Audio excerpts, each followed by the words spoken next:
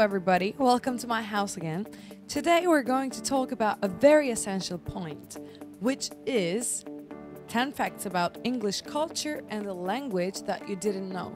Because I assume that the people who are watching me, the students who are watching me, are from different parts of the world. I am from a very different part of the world, but right now in the common ground we're speaking English, and the English culture is the common ground for us. So the more we know about it, the more we know about the world and the globe and its system of communication. So let's start the 10 facts about English culture and language. English is spoken by more than 1 billion people around the world.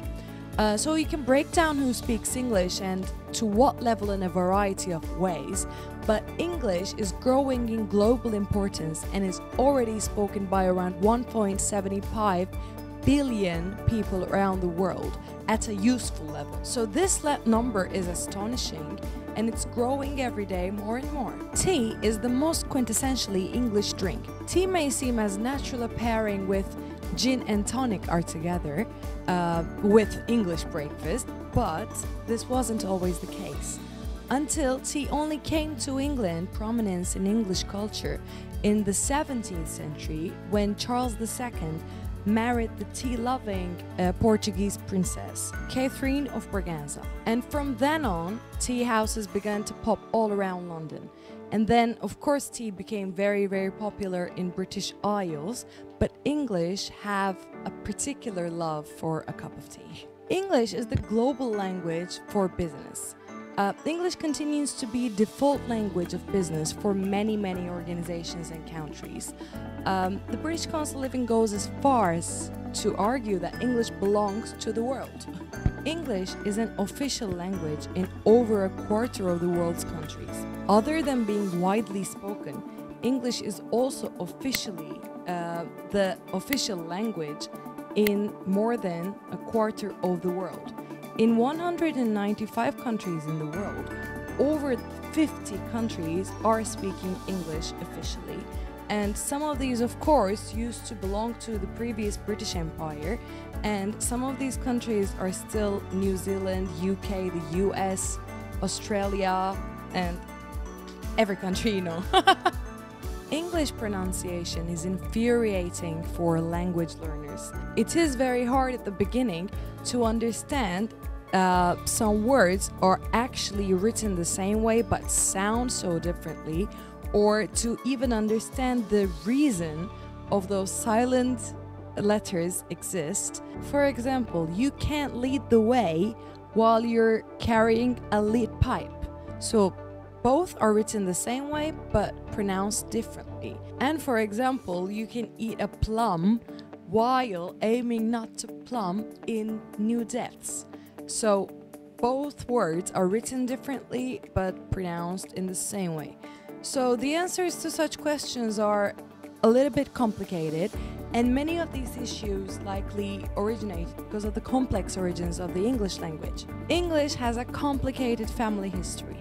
So English has been all around the world and stuff, but it wasn't until 17th century that English has become so popular. So originally, it's an Indo-European language which belongs to German origins, which groups German, Dutch, and Frisian together. When the Anglo-Saxons brought their language to British Isles, this process started of evolving the language from Old English to Middle English and beyond. With French and Latin influences also making a part in this. So if you want to hear what Old English really sounds like, you can actually learn Icelandic, because Icelandic has changed very, very little in all these years. And if you can hear it, you will understand what Old English really sounds like. From its discovery of new lands to the Industrial Revolution, amazing, significant scientists and inventors have been in the British history, including Isaac Newton, creative civil engineer Isambard Kingdom Bruno, explorer and naturalist Charles Darwin, code-breaking mathematician Alan Turing, and awe-inspiring physicist Stephen Hawking. If you want to feel more confused, let's check out our 8th fact, which is the English word order.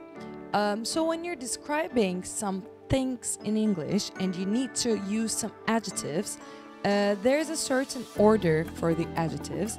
Otherwise, if you don't know the order, you're just gonna sound weird.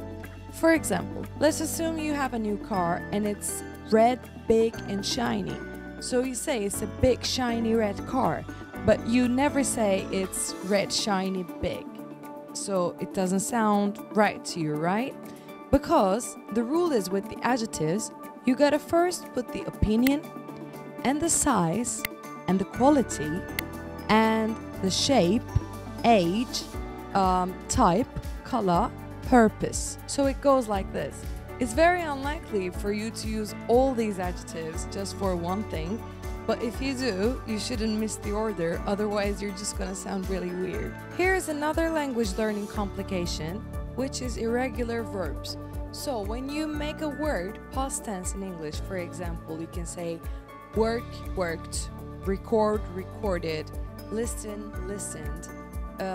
But it's not always very easy to make a word past tense or forecast how it sound in the present tense or in future tense, because there are some irregular words, which is like when see becomes saw, where becomes wore, and the past participles often make things even more complex. But once you get in the vibe of English language's mentality of breaking its own rules, you're gonna start to have fun with irregular verbs as well. And the 10th fact is that the English culture is full of confronting sights and delights. So English might be the main language that is spoken in the UK, but each English region has their own languages and cultures. So all in the UK, all regions have their different senses of sights, architecture, thriving arts, and beautiful food, and they are mainly focused on the view, and the gardens are amazing. You're gonna have an amazing Sunday roast, you're gonna have a full English breakfast, and you are gonna see the marvelous architecture all around the country and the beautiful gardens. So it is sure that all around the UK it is a feast of culture. So today we spoke about the country we live in or you are here to study for, and I think while you have the time you have to explore the culture and the depths of it as much as you can. The more you learn the language, the more you learn about history and future at the same time. So take care of yourselves. I'll see you in the next video of Londonist. Bye bye.